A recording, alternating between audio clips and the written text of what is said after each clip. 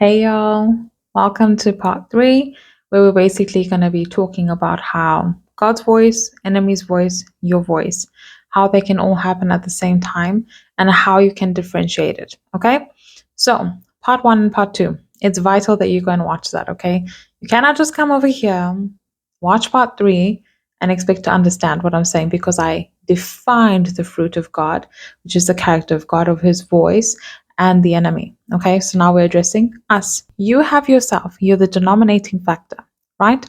So, what happens when you're in a situation or around people or there's a circumstance, whatever the case is, right? You'll hear your voice, you might hear the enemy's voice, and you'll hear God's voice. And they will almost happen simultaneously, not exactly all at one time. They come within milliseconds and frames sometimes, not all the time. Okay. So, what I want you to know is okay, if we have these three people, because I can't really hold this and bring up things, um, you have these three people you have God, and you have the enemy, right?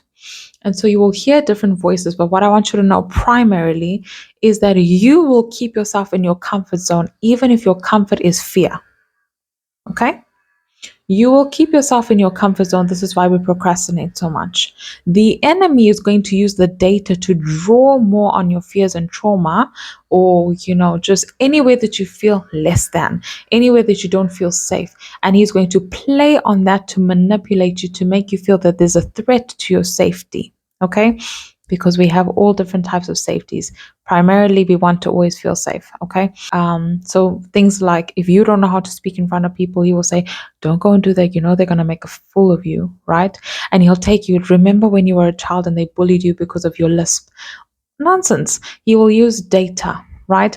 Now, the thing with God, when God is now speaking to you, God is not going to allow you to be comfortable, and God is not looking at your past.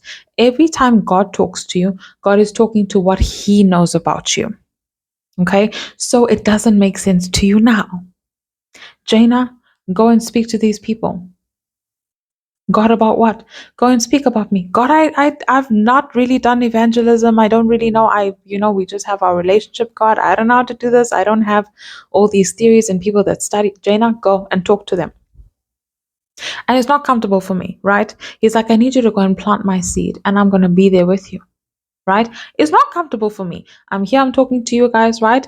This is a little bit more comfortable for me. But when God is saying, I need you to go to speak to this person that doesn't believe in me, and they're going to ask you a question, but that's all I'm telling you. Now go. And I'm like, oh my gosh, I don't really know science theories. Oh my gosh, I don't know anything really about Islam or Buddha or all these different types of things. How in the world am I going to make sense of this, right? Because I'm thinking of my capacity and God's thinking of what I have put in her and how she can depend on me. Okay.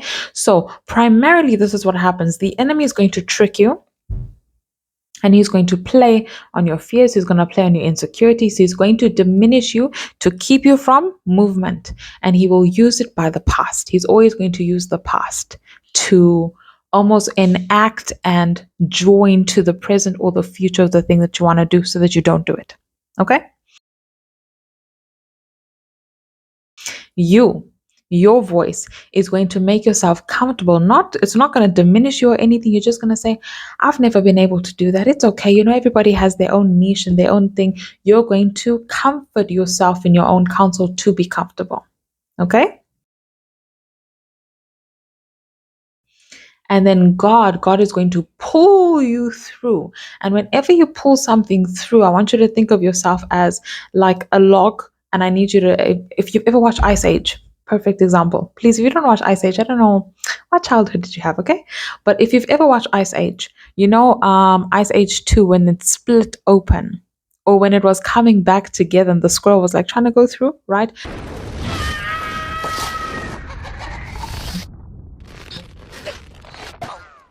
That's you. So for God to pull you through to safety, right? Because he was in the middle of these walls and now these walls are starting to close, right? He had to go quickly. So that's what God is trying to do. He's trying to give you a quick thing. And he's saying, just go. Just go. Don't worry about it, right? He's like, you need to go now. The people are about to leave in 5 minutes to class or whatever the case is. And you're like, oh my gosh. So you have this 5-minute time frame and you need to go there quickly. And you can't go. So God is not going to allow you to be comfortable in the way that you counsel yourself for comfort.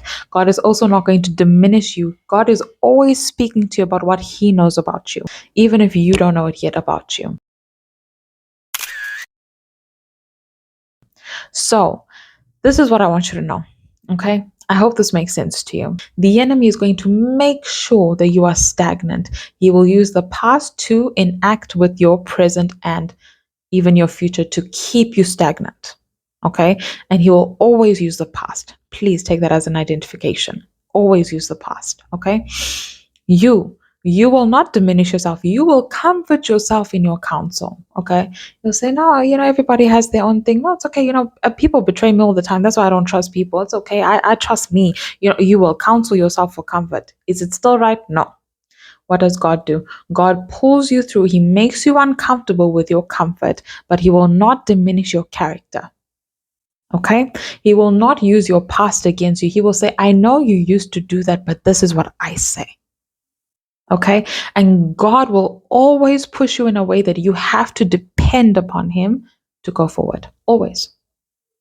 Me standing here like this to talk to you. Do you know I can't do this without the Lord? People think I'm just talking. I'm saying, God, please can you help me so that we can talk well? Because I needed to make sense to the people that God has called me to, where my voice is not for everyone. My voice is for a certain set of people that are able to hear. But I understand that sometimes you have an inability to hear. So God, will you give me the right language? That's why the examples come the way that they come. Okay? So that is all I need you to know, okay? And I need you to know something.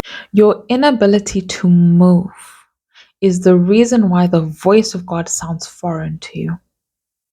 Because God will talk and He will tell you to move and it will be uncomfortable. And because you don't do it, you start to listen to another voice which is familiar to your discomfort.